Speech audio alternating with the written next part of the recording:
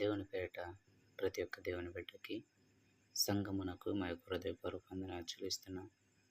ఈ దినము దేవుని యొక్క వాగ్దానము, నీ యొక్క జీవితంలో నీకు నీ ఉద్దేశం కావాలి, దేవుని ఉద్దేశం కావాలి. దేవుని యొక్క లేఖను ఆశ్రయిస్తున్న పరిశుద్ధాత్మ దేవుడు తెలియపరుస్తున్నాడు. ఆదికాండం 11:2 తూర్పున ప్రయాణం అయిపోవచ్చుండగా షీనారు దేశమందక మైదానము వారికి కనబడెను. చూడనండి, దేవుని యొక్క లేఖనాలు సెలవిస్తున్నాయి. దేవుని యొక్క బిడ్డలు ప్రయాణం అవుతున్నప్పుడు అంట షీనారు దేశమందు ఓ మైదానము ఎంతో గట్టిదాని వలె ఎంతో సౌందర్యంగా కనబడుచున్నదంట. అక్కడ ఎంత కట్టడం కట్టినా కానీ స్థిరపరచబడిద్ది, ఎంత కట్టడం కట్టినా కానీ నిలబడిద్దని ఆలోచన కలిగి ఉన్నారు దేవుని యొక్క బిడ్డలు.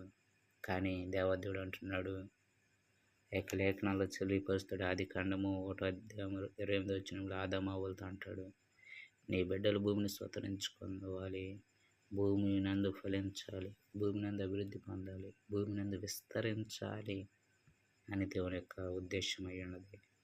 కానీ ఇక్కడ దేవుని బిడ్డలు ఆలోచన కలిగి ఉన్నారంటే, ఇక్కడే స్థిరపడాలి, ఇక్కడే పెద్ద గోపురం కట్టుకోవాలి, దాంట్లో మేము ఉండాలి అన్న ఉద్దేశము, తమ ఉద్దేశాన్ని కలిగి ఉన్నారు. అందుకని అప్పుడు ఒక్కొక్క భాషే, ఒక్క పలుకుయే.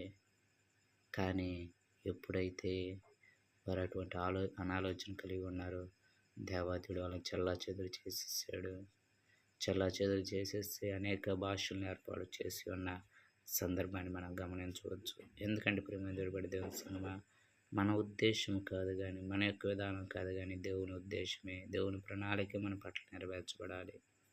అందుకని నిమ్రోదు నా తాతతో కూడా దేవుని యొక్క వాగ్దానం చేస్తాడు నోవాహుతో.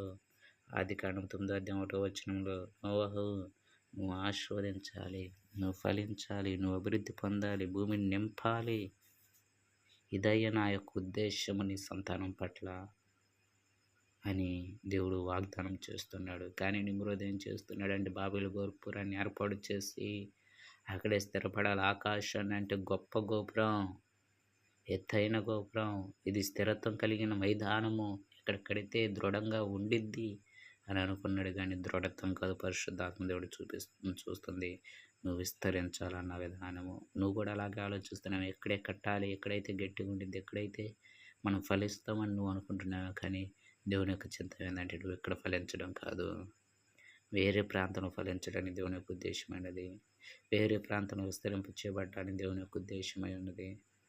నీ ఉద్దేశ ప్రకారం వెళ్ళినట్లయితే చెల్లాచెదురు అయిపోతామేమో గమనించు.